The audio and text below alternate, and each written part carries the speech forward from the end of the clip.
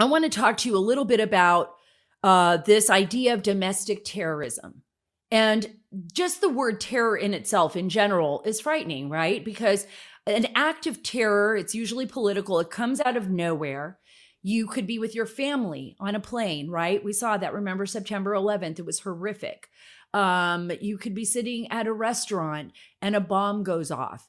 You could be walking around the street and then a bomb goes off at a building, and it blows out and it takes all the people. We've seen this. We saw it with the Boston Marathon bombers, the Tsarnaev brothers. We've seen it with overseas on airliners. Even decades ago when the Pan Am flight was blown over Lockerbie, Scotland.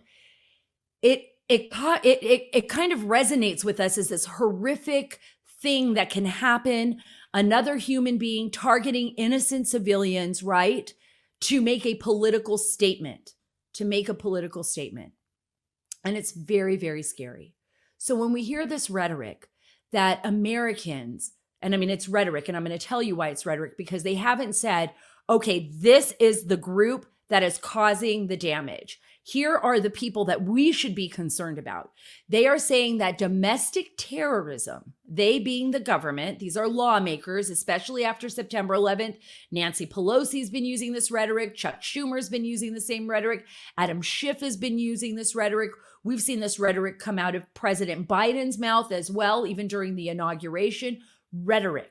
Okay, that there's this domestic terrorism problem, that these domestic terrorists are associated with support for the Trump administration, and that somehow 74 plus million Americans are somehow connected to domestic terrorists. And by gosh, we have to stop it. We have to get in there and we have to stop these terrorists before they take our country and destroy our democracy.